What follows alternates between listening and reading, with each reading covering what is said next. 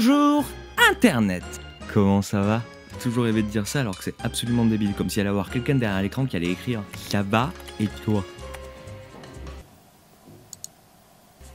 Aujourd'hui, il va être question de musique de film.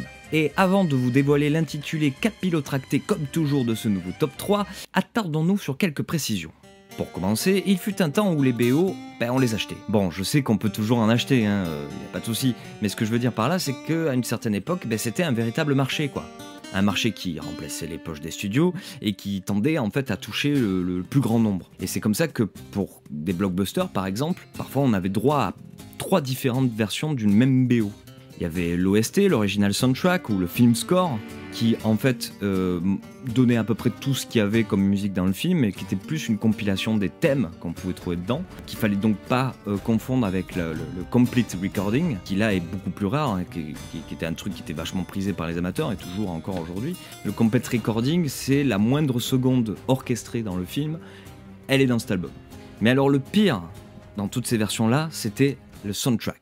C'était même écrit en bas, il y avait écrit musique de et inspiré par titre du film. C'est tout simplement la BO qu'on trouvait dans les supermarchés, la BO qu'on vous offrait en cadeau quand vous étiez fan du film. Et parfois ça avait du bon quand c'était un film qui n'avait pas vraiment de score orchestré, mais plutôt des chansons compilées qui faisaient donc la BO du film. Mais d'autres fois, c'était juste des compilations de chansons qui étaient parfois même pas dans le film, quoi. Je pense notamment à la soundtrack de Spider-Man de Sam Raimi, le tout premier, qui quand on le trouvait dans le commerce, dans le supermarché, hein, pour faire simple, il n'y avait même pas la musique orchestrale de Danny Elfman. T'avais une espèce de compilation de chansons, avec la chanson qu'il y a dans le générique, interprétée notamment par Nickelback.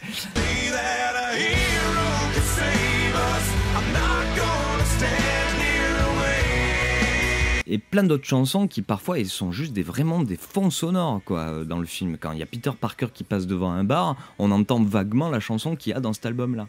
Donc ça c'était pour vendre au plus grand nombre. Et comme je vous dis, ça peut avoir du bon parce que partager la bande originale du Seigneur des Anneaux en soirée, ça le fait pas, mais une soundtrack c'est un peu mieux. Parce que parfois ça constitue un véritable album, une véritable bonne compilation de DJ. Donc comme vous l'aurez compris, je vais m'attarder sur ces soundtracks pour ce top 3, et l'intitulé est « Mon top 3 des meilleurs soundtracks à apporter à une boom ».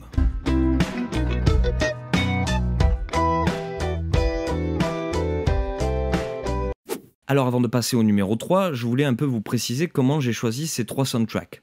Tout d'abord, j'ai enlevé tout ce qui était comédie musicale, Grease, La La Land, tout ça, au panier. Puis j'ai enlevé aussi de ma liste tout ce qui était les BO de films, de groupes, artistes fictifs ou réels, donc tout ce qui est Beatles, The Doors, les Commitments, les Blues Brothers même, et bien ça je l'enlève aussi. Non, j'ai choisi que les soundtracks de films dramatiques où il n'y a pas forcément de lien avec la musique, et qui sont pas forcément des bons films d'ailleurs.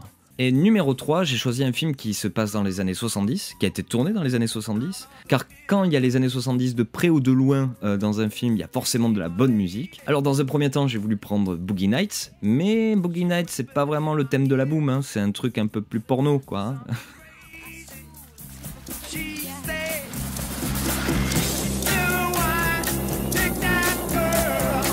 Disons que c'est plutôt une BO pour les connaisseurs, il faut déjà des gens qui aiment la musique des années 70, la funk, la soul, tout ça.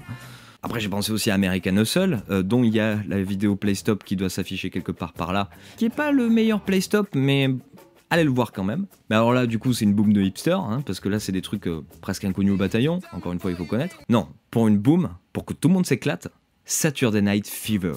Alors là, je vous vois déjà dire c'est un truc un peu bof, on met le doigt en l'air, en bas, en l'air.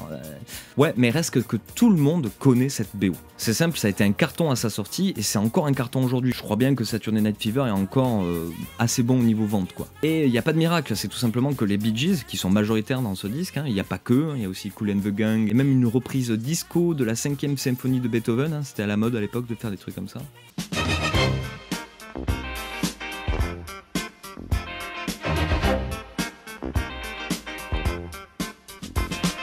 Bon là j'avoue que c'est peut-être un petit peu bof. Mais voilà, les Bee Gees savent faire des chansons et des chansons intemporelles, universelles. C'est-à-dire que si vous passez ça dans une soirée, ça va faire rire, bien évidemment, mais tout le monde va s'éclater dessus. Parce que tout le monde connaît l'air, le morceau. Et tout le monde peut échanger par rapport à ça. Pour se rendre compte de la force de ces morceaux-là, il faut écouter par exemple des covers sur YouTube. Il y a plein de gens qui font du rock, du ska, du reggae, qui reprennent How Deep Is Your Love ou encore Staying Alive, et qui démontrent que ce sont des morceaux béton, des morceaux qui ne sont pas en fait appropriés à un genre particulier, à savoir le disco, mais qui sont juste des bonnes chansons, populaires. Bref, pour une BO de film, et ce n'est pas un film musical, c'est un film de danse au pire, mais pour moi c'est plus une sorte de chronique de l'époque et d'un quartier, Brooklyn.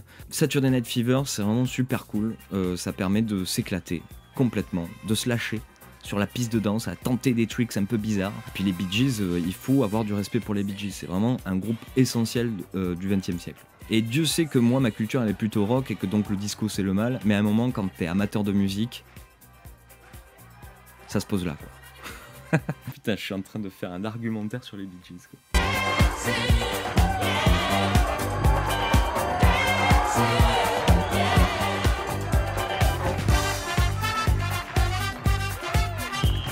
Et maintenant passons au numéro 2, c'est la soundtrack de Charlie's Angels, Les Drôles de Dames, l'adaptation des années 2000 avec Drew Barrymore, Cameron Diaz et Lucy Liu, c'est ça? Putain, je les ai pas oubliés. Donc film un peu moins respectable, même pas respectable du tout, puisque c'est quand même une grosse connerie, il faut le dire à un moment, avec Bill Murray dans le rôle de leur mentor, là, je sais plus comment il s'appelle. Bref, une belle connerie, un truc plutôt fun à regarder si on se prend pas trop la tête, et qui dit fun et con, dit putain, super BO quoi. Pour tout vous dire, c'est une vraie compilation de DJ, c'est-à-dire qu'il y a beaucoup de mélange de genres dans cette compilation. On passe du rock à de la funk, on passe du Marvin Gaye à du Heart avec Barracuda.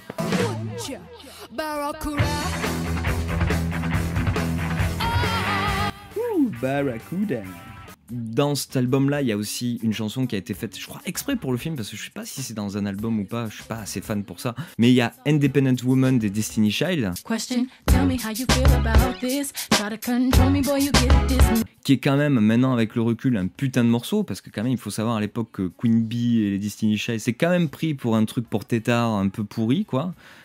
Jusqu'à qu'on découvre que c'était quand même des putains de chansons. Et Independent Woman, pour moi, qui je suis pas un grand fan à la base, pour moi c'est un super morceau. Il y a du Aerosmith, on a aussi Ya Mama de Fatboy Slim, qui est quand même un putain de morceau pour se défouler sur la piste de danse.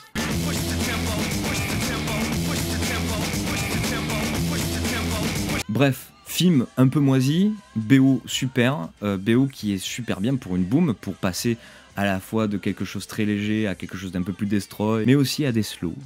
Donc voilà, ça paraît un peu étonnant, mais la BO de Charlie's Angels, elle est vraiment béton, elle est vraiment super bien pour une boom. Et pour la précision, c'est tout simplement que le réalisateur, qui s'appelle MCT, je crois, bref, c'est un nom un peu comme ça, de souvenir, c'était un clipper qui travaillait pour MTV, et d'ailleurs je crois que Charlie's Angels, c'est un film qui est en partie financé par MTV, ce qui fait qu'ils ont eu plein de droits pour des musiques et qu'ils en ont fait une sorte de clip géant d'1h30, 1h40. Donc le film, vous le regardez si vous en avez envie, en tout cas la BO, elle est géniale.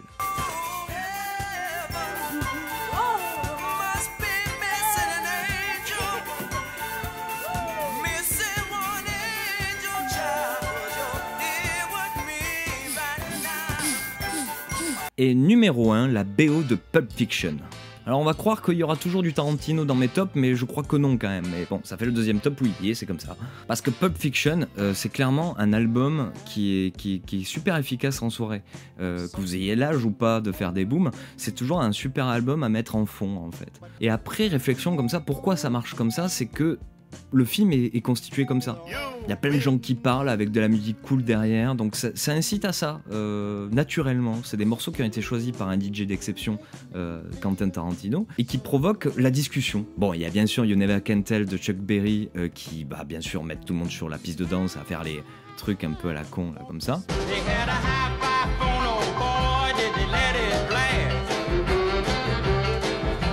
Ou encore Miss Irlou de Dick Dale, qui donne bien envie d'être un peu destroy sur la piste de danse. Sinon, voilà, en tout cas à titre personnel, ça a toujours été un album qui met une super bonne ambiance, quoi, où tout le monde est un peu posé, cool, quoi. Et j'ai choisi celle-là parce que c'est la BO la plus connue, de toute façon, de Quentin Tarantino, et pour moi la plus efficace. C'est-à-dire que 100% de l'album est vraiment de très bonne qualité. Et ne font pas forcément remémorer les scènes de film, puisque comme je vous l'ai dit, ce sont des morceaux qui passent derrière des conversations en fait dans le film. Donc voilà, Pulp Fiction, ça met dans un bon mood. de bonnes conversations se font autour. Les gens sont cool, boivent des bières, et puis c'est des grands morceaux d'interprètes qui sont parfois oubliés. Je pense par exemple à Kool and the Gang. Ça peut permettre aux néophytes de connaître Kool and the Gang autrement que par les tubes qu'on entend dans les pubs.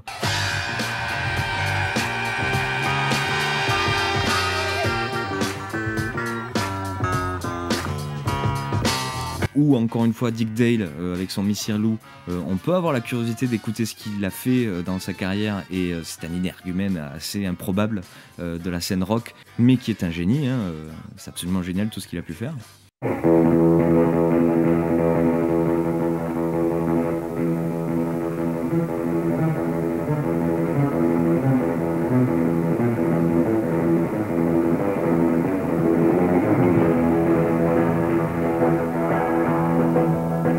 Mais à réserver aux gens qui aiment ça. Non, voilà, quand j'ai pensé à ce top 3 avec le mot boom dedans, j'ai pensé à Pulp Fiction, parce que ce disque-là, je crois que je me le suis trimballé dans 150 000 booms, quoi. C'est peut-être un des disques les plus rayés que je peux avoir dans ma CD Tech. Ça se dit ça, CD Tech? Putain, c'est ringard comme nom. What do they call a Big Mac? Big Mac's a Big Mac, but they call it Le Big Mac. Le Big Mac. What do they call a Whopper? I don't know, I didn't go on a Burger King. Et voilà, c'était donc le top 3 des meilleurs soundtracks pour faire une boom. Encore une fois, que vous ayez l'âge ou pas, ce sont des bonnes BO pour mettre en soirée, tout simplement. Et qui peuvent permettre d'entamer une conversation avec des gens qui sont pas forcément cinéphiles. Mais pas que, c'est juste aussi pour kiffer. Hein, qu'est-ce qu'on veut de plus? Kiffer! Donc comme vous l'avez compris, je suis obsédé par le cinéma, mais aussi par la musique. C'est un peu le but de ces top 3, hein, d'être aussi une sorte de vlog, de truc d'humeur un peu. Et donc je vous incite comme d'habitude à liker, à commenter. D'ailleurs dans les commentaires, je l'ai pas dit pour la première vidéo, mais vous pouvez mettre votre top 3 des meilleurs, là par exemple les meilleures musiques pour une boom. J'en suis sûr qu'il peut y avoir des conversations assez rigolotes par rapport à ce truc-là. Et sinon, partagez, je sais que c'est les vacances, je sais que c'est le mois d'août, c'est pour ça que je tente des trucs, parce que je sais que c'est un peu moins vu, mais partagez à votre entourage si ça vous a plu, si ça peut leur faire rire aussi. Enfin, rire, c'est pas tellement le bon mot. Hein. Je suis pas en train de faire un stand-up, quoi. Mais bref, portez-vous bien, et sur ce, ciao Internet!